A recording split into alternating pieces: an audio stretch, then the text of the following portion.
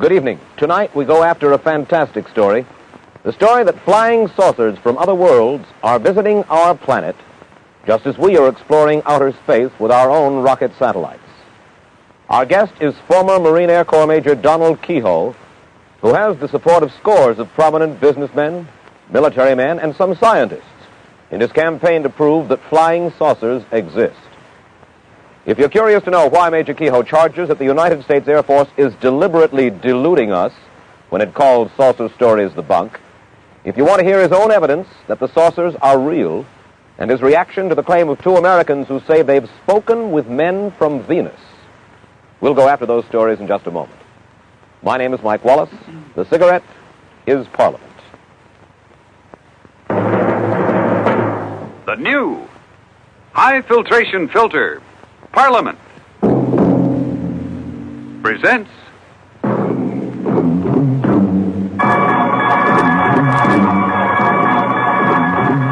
the Mike Wallace Interview. We'll meet Major Keyhoe in just a minute. How does your cigarette stack up against other brands? Well, if Parliament's your smoke, you're smoking the best, because now Parliament with the recessed filter is best. That's the new hi-fi for high filtration Parliament. The proof? Well, suppose I show you. First, Parliament is best because only Parliament can give you over 30,000 traps. No other popular cigarette delivers less nicotine and tar.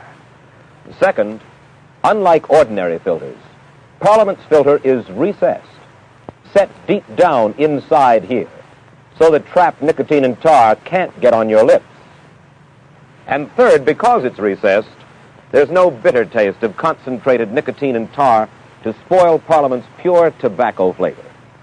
These filter findings are confirmed by the United States Testing Company. Over 30,000 traps, exclusive recessed filter, flavor pure protection. Yes, now smoke the best. High filtration Parliament, now at popular price. And now to our story. Major Donald Keyhoe is the director of the National Investigations Committee on Aerial Phenomena. As head of this private group interested in flying saucers, he's repeatedly attacked the United States Air Force and others for claiming that flying saucers are apparently flights of fancy and not flights by Martians or men from the moon. Independent surveys show that millions of Americans do share his belief in these celestial saucers. Major Keyhoe, first of all, let me ask you this. Most people in the United States, in spite of the fact that I say that millions do believe, I think you will agree that most people in the United States don't believe in flying saucers from outer space. They probably hold the view of columnist Bob Considine, who wrote that flying saucers are products of, for the most part, quote, pranksters, half-wits, cranks, publicity hounds, fanatics in general, and screwballs, end quote. How do you feel about Mr. Considine's charge? Well, I know where he got the story. He got it from Colonel Watson out at the Air Technical Intelligence Center in Dayton. In fact, the colonel went even a little farther, and he said behind every sighting was an idiot, a crackpot, a religious fanatic. That included a lot of high-ranking Air Force pilots, incidentally, and many airline captains, people who were qualified to see these things. But he was just following out an Air Force policy.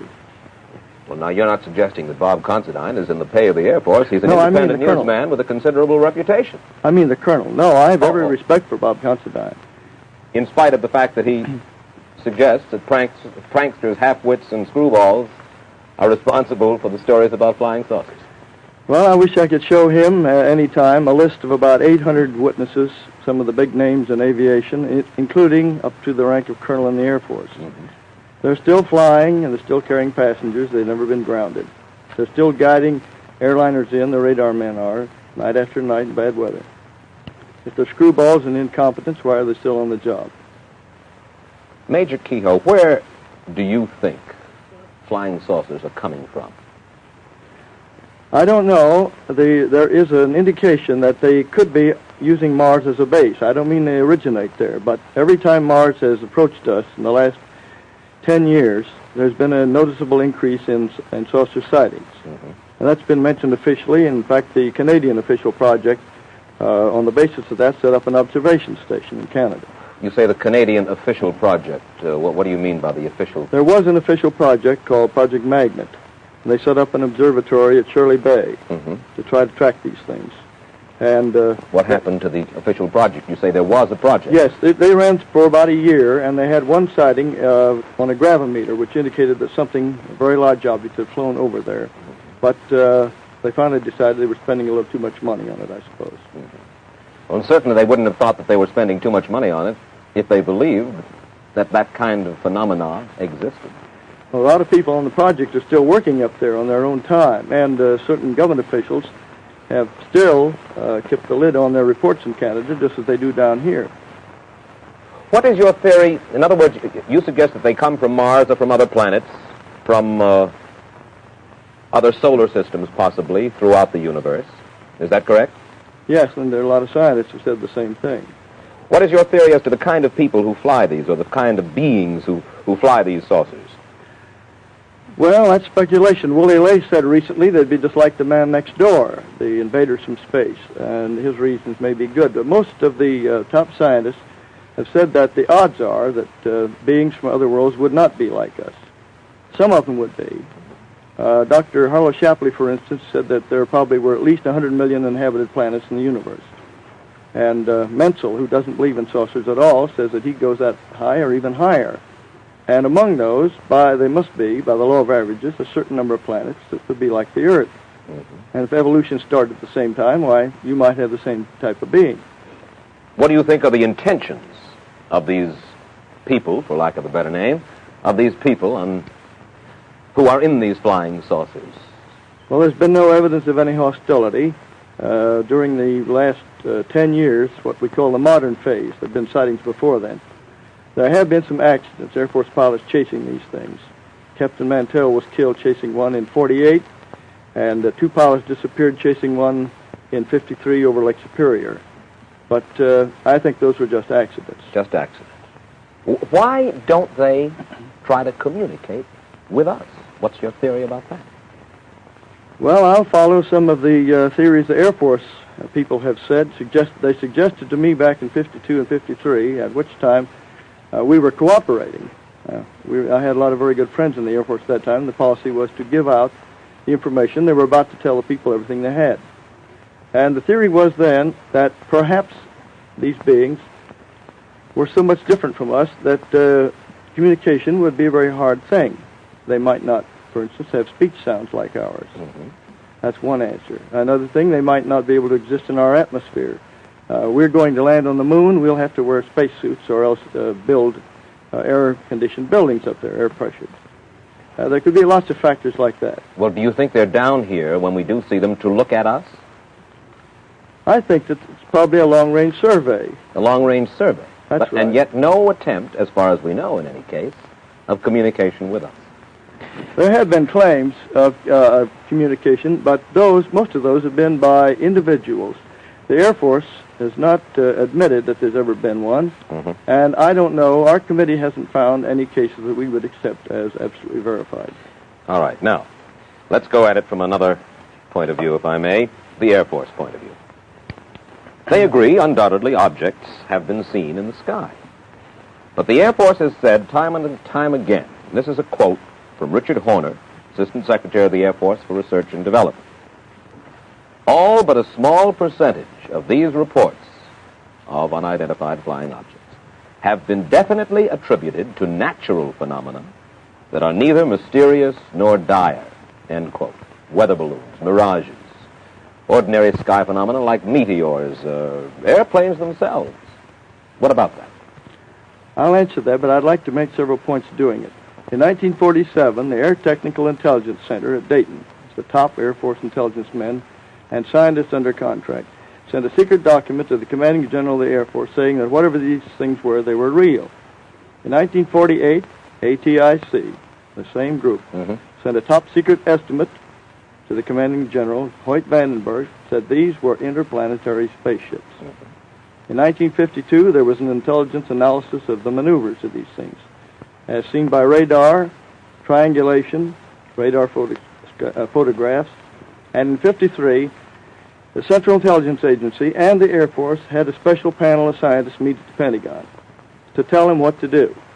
And after they got through, this group said, "You don't have proof that these things exist, not scientific proof, but you have a very strong circumstantial case. We suggest you quadruple the investigation, set up special observation posts, in the meantime, release everything you've got to the American people." Now, you've got 4 documents there that they've been sitting on all this time. Now, and they have been spending a lot of money investigating flying saucers. If they don't exist, why the money? Why did the intelligence teams rush out every time there's a sighting? Now then, you have mentioned 4 documents that you claim exist. We've heard in the past that you have claimed that these documents existed. We've seen your literature in which you talk about the existence of those documents. So we spoke with the Air Technical Intelligence Center at the Pentagon earlier this week, and this is what we were told officially by them. 3 of the 4 documents Major Keyhoe refers to simply do not exist. The 4th document does exist. You can have a copy of it, Mr. Wallace, and you can see that it doesn't say what Major Keyhoe claims it says. We have a copy of it, and I quote to you from the copy. The Air Force document says just this: "The panel recommends that the national security agencies take immediate steps to strip the UFOs of the special status they have been given and the aura of mystery they have unfortunately acquired. We suggest an integrated program designed to reassure the public of the total lack of evidence of inimical forces behind the phenomena." And again, as I point out, Secretary Horner says it simply ain't so. Now, why? The point really at issue here, it would seem, Major Keyhoe, is this. Why do you believe that the Air Force says that nothing is going on? Why do you believe that it's a fairly serious charge that you make. I know it is. You make the charge that the United States government is withholding from the people of the United States certain very important information. Why? What would their motive be for withholding that kind of information from us? Well, I'll answer that, but I would also like to show you some proof that they are withholding it. The reason that was given to me when they were working with me back in 52 and 53 was, first, that they were afraid of hysteria.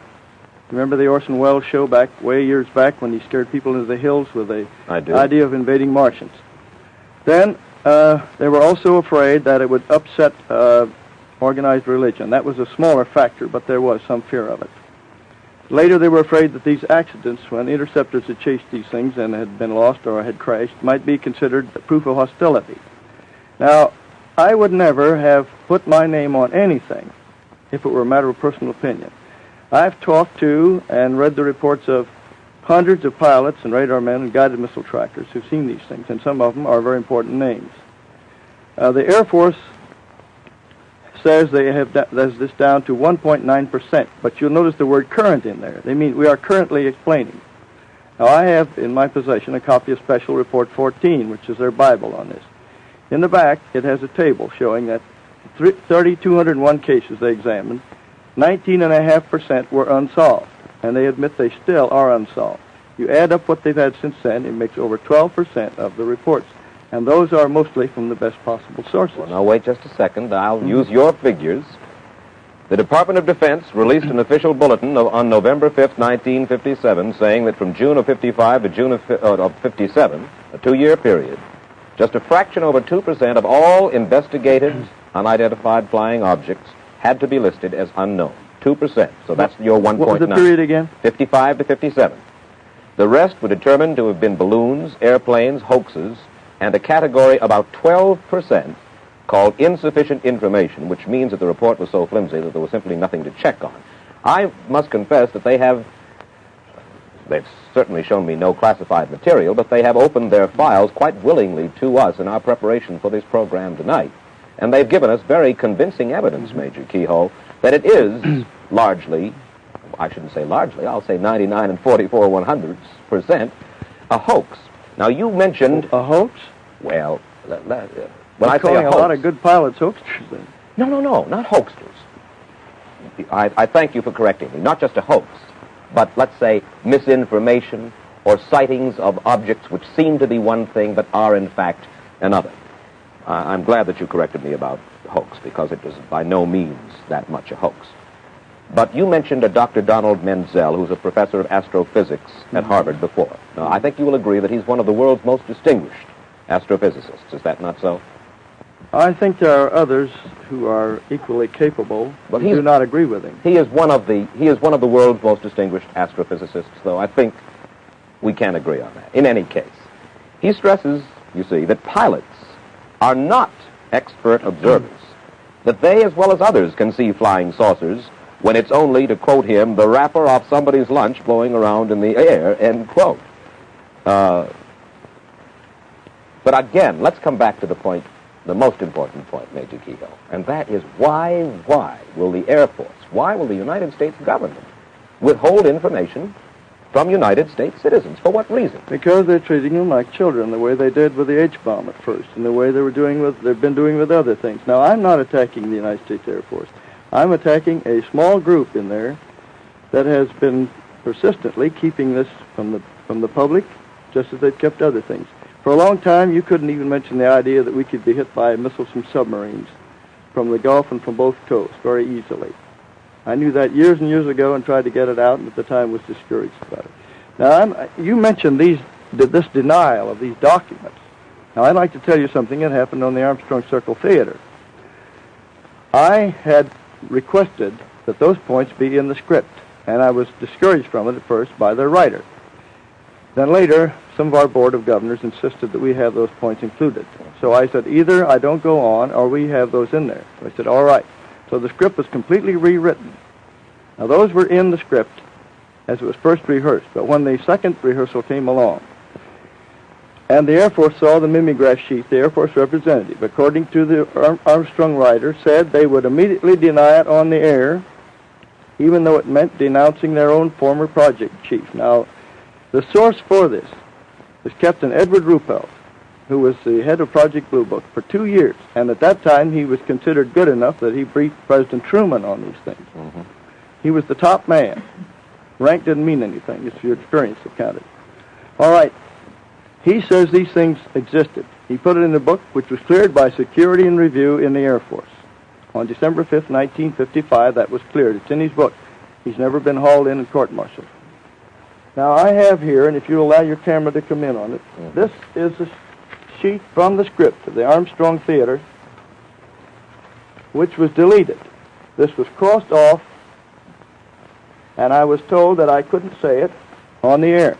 Mm-hmm. Now, that was censorship by intimidation. This can be matched up with the other sheets from the Armstrong Circle script, and any typewriter expert will show you. Well, I'm certain they ordered it taken out. I'm certain that people believe you. The only thing is that the next morning I distinctly remember reading a report by you, Major Keyhoe, to the effect that no censorship, no pressure of any kind had been put upon you. I'm sorry, Mr. Wallace. I know that statement almost by heart. Yes. I said that CBS and the Armstrong people were not to blame for cutting me off the air when I tried to mention the fact that a Senate committee was working on the secrecy angle. I never mentioned this that night to anyone because I had promised that I wouldn't say anything about it on the air that day, the Armstrong people. It was taken out, and I will do this. I will ask the United States Air Force to have the Marine Corps put me on active duty for court-martial if that is not the case. Major Keyhoe, I understand you have 3 new reports on file, which in your opinion, you have them currently on file, and they're new reports, and these, in your opinion, would convince every person in this country that flying saucers are a fact. Is that correct? They should convince a lot of people because of the names involved. Tell us about it. I told your interviewer in Washington that I couldn't mention the names because they were too high. One of them is a top scientist in this country whose name would be known to everybody. Well, why wouldn't he want his... Because he's afraid of the official ridicule. He's afraid of official ridicule? That's right. More afraid of official ridicule than of possibly alerting the country to a serious national danger? You'd be surprised how many people give us reports, and they say, please keep my name confidential. Well, I'll give you one report which came to us. The name has to be left out. In 1951, a UFO circled the fleet in Korean waters. It circled it at high speed, and they launched several planes to try to get a close in on it. They got a radar lock on. That is, the radar was guiding the planes toward the object. Mm-hmm. This was picked up by radars on 14 naval vessels. This object circled about, for a half an hour or more, and then it took off at a speed way over in excess of 1,000 miles an hour. Mm-hmm. This report was certified, and 9 members of our Board of Governors saw it, signed it, and agreed that they had seen it, and agreed to the contents. Yeah. There is another report that just came in from 4 top missile designers or engineers at one of the big plants in this country.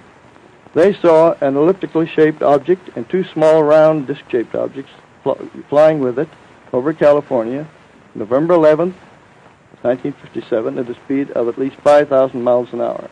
These men are well qualified to know what they see, with broad daylight, not a cloud in the sky.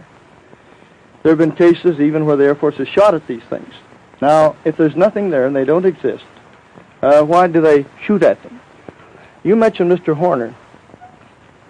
The day after Mr. Horner said that the Air Force was not concealing anything, Captain Gregory Oldenburg, a public information officer at Langley Field, refused to let an ad be inserted in the Langley Base Flyer, their newspaper, which asked that anybody interested in UFOs please communicate and form a little group. He said, I must refuse to do this because the dissemination of information on UFOs is contrary to Air Force policy and Air Force Regulation 200-2. And I have a copy of it here in case you want to see it. Well, Major Keyhoe, I must say that the Air Force tells us they don't question your motives, but they do question the accuracy of a good deal of your information, and for that reason they say you have been, and were they to, in a sense, throw open an invitation to all people who cite UFOs to get in touch with them once again.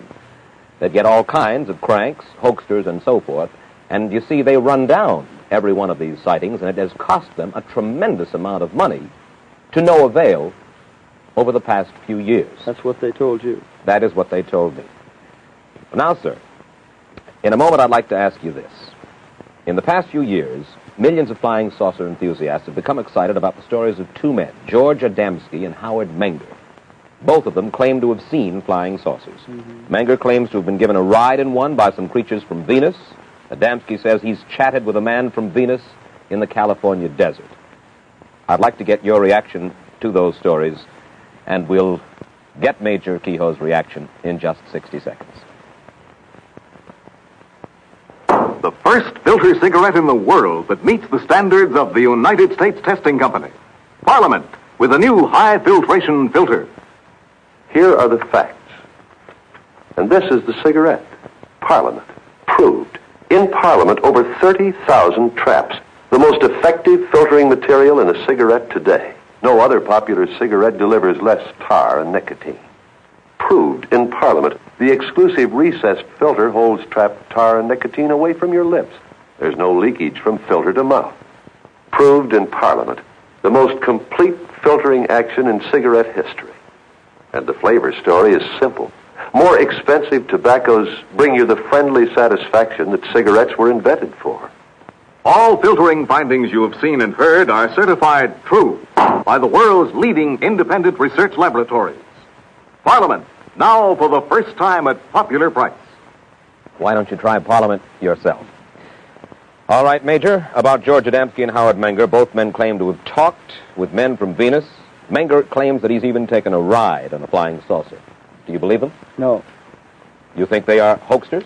We do not accept any reports of these so-called contactees without more evidence. We've asked them to submit their claims and take lie detector tests.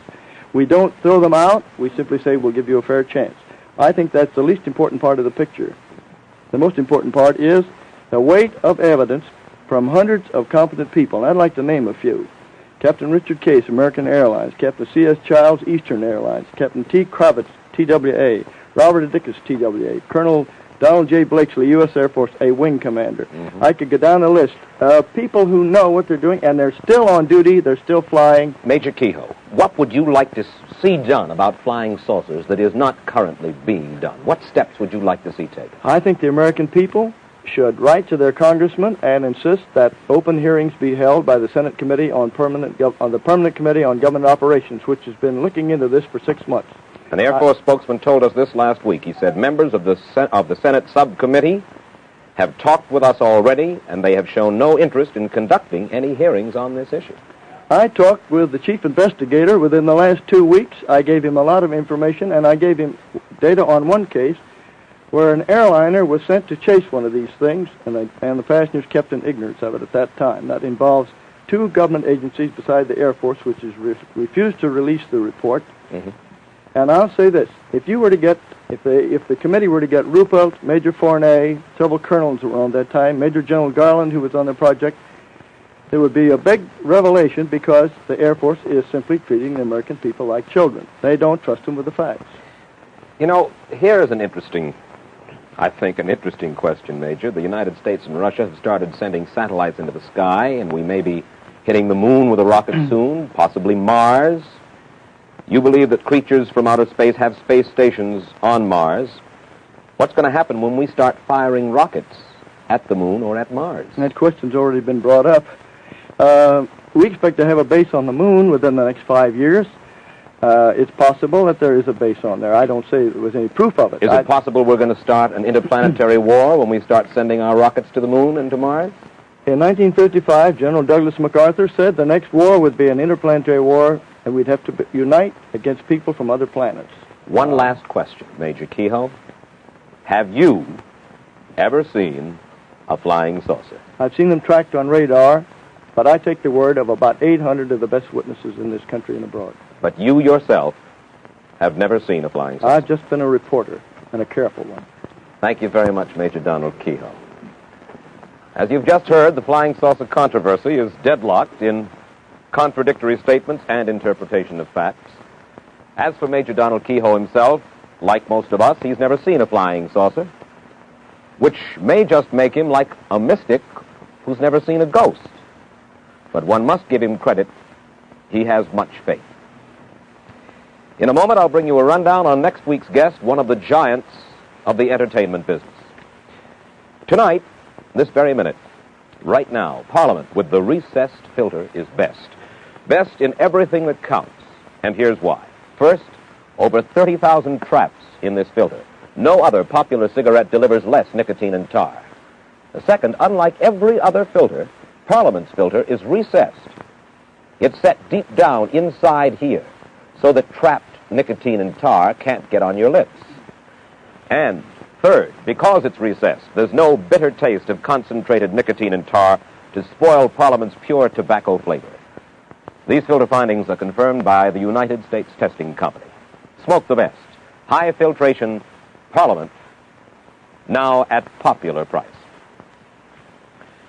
Next week, we go after the story of a giant in show business. You see him behind me now. He's Oscar Hammerstein II, who's collaborated on some 40 musicals, including the Rodgers and Hammerstein classics Oklahoma, Carousel, The King and I, and South Pacific, the last of which is soon to be released as a Hollywood film. If you're curious to hear Oscar Hammerstein talk about the changing face of show business, about the suggestion that his books and lyrics are naive and stickily sentimental, and if you want to hear Oscar Hammerstein discuss the controversial social and political beliefs that shape his stage work, we'll go after those stories next week. Till then, for Parliament, Mike Wallace reminding you to help keep the Red Cross on the job for us. Give generously. Good night. The Mike Wallace interview has been brought to you by the new High Filtration Parliament. Parliament, now for the first time at popular price.